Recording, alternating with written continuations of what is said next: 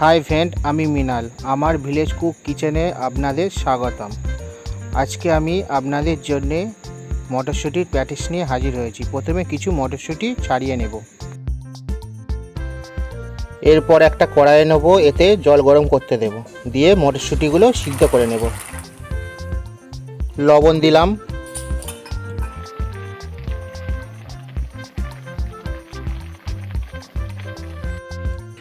মটরশুঁটি কড়াইগুলোই সিদ্ধ হয়ে গেছে, একটা পাত্রে তুলে রেখেছি।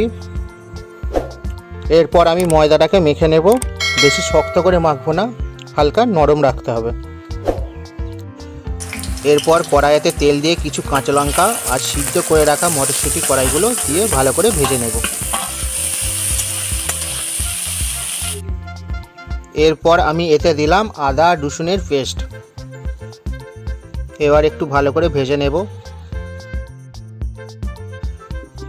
জিরে গুঁড়ো দিলাম,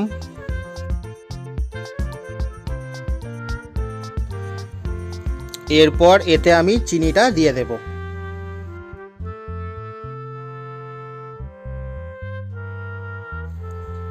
এরপর আমি এতে আমের টক ঝাল আচারটা দিয়ে দেব।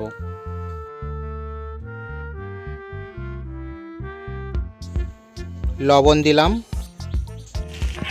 ধনেপাতা দিলাম,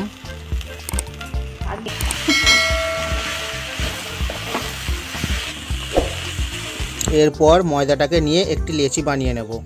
তারপর এর মধ্যে মটরশুঁটি কড়াইয়ের পুরটা দিয়ে খুব ভালো করে মুড়ে নেব।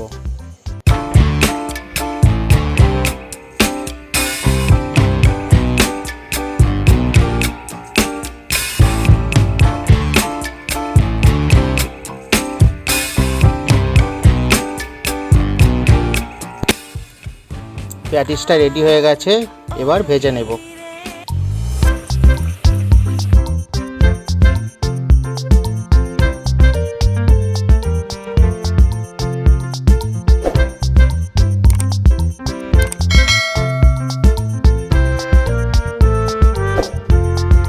মটরশুঁটির প্যাটিস কমপ্লিট।